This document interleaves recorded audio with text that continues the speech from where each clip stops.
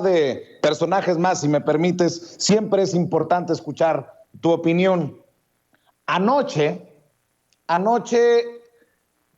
el maestro Miguel Vadillo, director de la revista Contralínea, publicó una bomba en los círculos de Morena y en los círculos en los que se criticó al presidente por haber bajado a el que fuera secretario de Hacienda, Herrera, para que no llegara al Banco de México. Muchos señalaban que había algo detrás de esa decisión del presidente, a lo mejor algo personal incluso. Bueno, pues la bomba ya tronó y la dio a conocer el maestro Miguel Vadillo. Si me permites, me das unos minutitos para leer lo que publica el maestro y me das tu opinión después, Ricardo. Dice: corrupción gubernamental, disminuir la desigualdad, la pobreza y la injusticia, combatir la impunidad y la violencia y vigilar el buen ejercicio del presupuesto público y su distribución en programas sociales. El presidente Andrés Manuel López Obrador también libra otras batallas, como los ataques constantes de grupos de ultraderecha que lo mismo convocan a políticos opositores que pagan a intelectuales, medios de comunicación y periodistas para desinformar y denostar al actual gobierno. También hay pugnas internas en la 4T. Esto ocurre desde que inició la actual administración, es decir, en los últimos 3 años. Pero el presidente sortea otros problemas, como las disputas internas en su administración y en el partido que lo llevó a la presidencia de la República, Morena, en donde se pelea por posiciones políticas con miras tempranas a la sucesión presidencial de 2024. Y lo más grave, que algunos integrantes de su primer equipo de gobierno tratan de imponer su visión de país, muchas veces coincidente con las políticas corruptas del pasado, y más aún, algunos cercanos a López Obrador tratan de engañarlo, le mienten y le han hecho firmar documentos que comprometen la cuarta transformación del país. Insisto, escribe para la revista Contralínea el director de la revista, Miguel Vadillo, y esto va de la mano con lo que mucho hemos platicado aquí cuando llegamos a criticar alguna decisión. ¿Cuántas veces me ha escuchado decir, ¿y qué tal si están mal informando al presidente de la República? Bueno, pues escuche lo que escribe el maestro Miguel Vadillo. En ese terreno se explican los constantes cambios en secretarías de Estado, subsecretarías, direcciones generales y hasta en órganos descentralizados, pues cuando son descubiertos no hay más remedio que cesarlos, removerlos o inclusive abrirles procesos penales.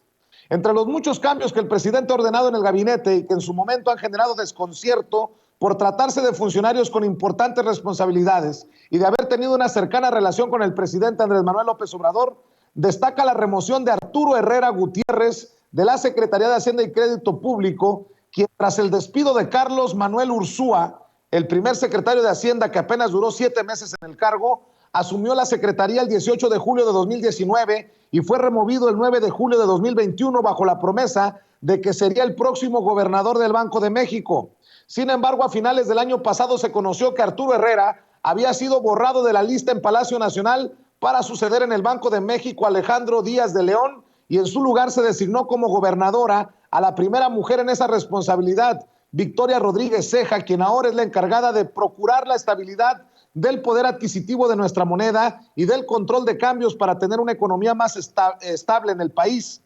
Meses después de esos movimientos en el gabinete, sabemos que entre las muchas causas que motivaron la cancelación de la propuesta de Arturo Herrera como próximo gobernador del Banco Central, fue que desde la Secretaría de Hacienda él daba el visto bueno, autorizaba a gobiernos estatales para la contratación de más deuda pública, sobre todo a los gobernadores que estaban próximos a terminar su mandato, lo que provocó una grave crisis de liquidez en varias administraciones estatales en cuanto asumieron los nuevos mandatarios, la mayoría del partido Morena, porque no había recursos ni siquiera para pagar la nómina de los trabajadores al servicio de esos estados de la República. Esto prendió los focos rojos en Palacio Nacional, en donde el presidente fue enterado de este problema y ordenó al nuevo titular de Hacienda, Rogelio Ramírez de la O, revisar lo que había hecho su antecesor Arturo Herrera, sobre todo al final de su gestión. Allí descubrieron que todavía el último día que despachó en Hacienda había firmado una serie de papeles que no consultó al primer mandatario,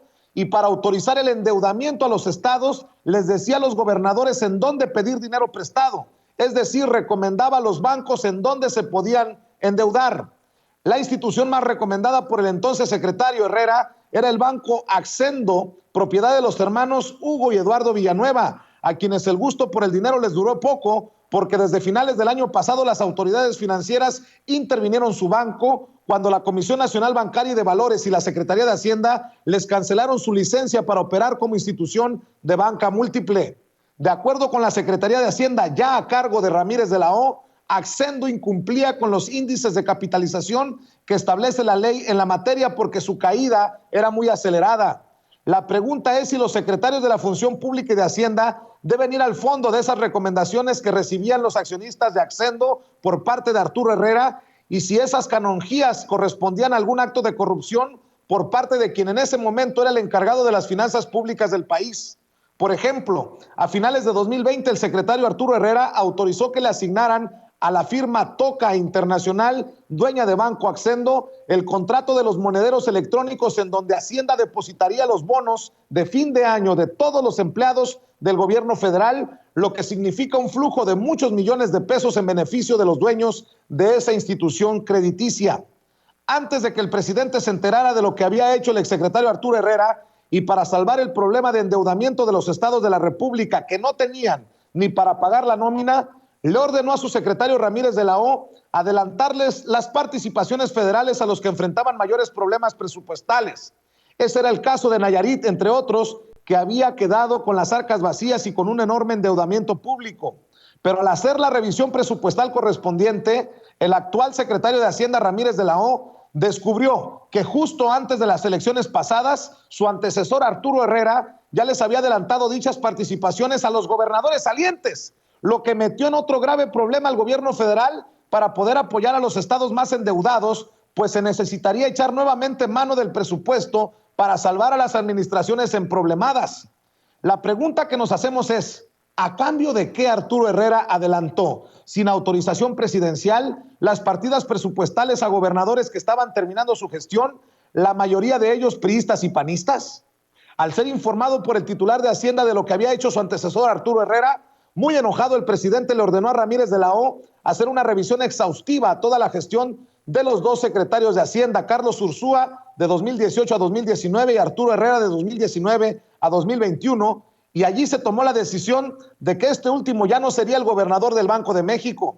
Otro hecho que llama la atención es que Herrera, junto con el actual subsecretario de Hacienda, Gabriel Llorio González, operaban y presionaban para que la banca otorgara créditos a ciertas empresas e inclusive movían hasta reglamentos para conseguir la aprobación de esos créditos. También descubrieron que en una empresa vinculada a Genaro García Luna, exsecretario de Seguridad Pública en el gobierno del panista Felipe Calderón y actualmente preso en Estados Unidos por vínculos con bandas del narcotráfico, participaba Jaime Domingo López Buitrón, exdirector general del Centro de Investigación y Seguridad Nacional, el CISEN, en 2 ocasiones con gobiernos panistas, con Vicente Fox y Felipe Calderón, y el hijo de este, Juan Martín López Buitrón, actual director general adjunto de Planeación Estratégica en la Comisión Nacional Bancaria y de Valores. Tenía el apoyo de Arturo Herrera a pesar que demandó a la Comisión Nacional Bancaria y de Valores cuando le cortaron el seguro de gastos médicos mayores a todos los servidores públicos. Y contra esto también tiene que lidiar el presidente López Obrador todos los días al interior de su propio equipo para sacar adelante su tan anhelada cuarta transformación. Pues no sé tú, mi querido Ricardo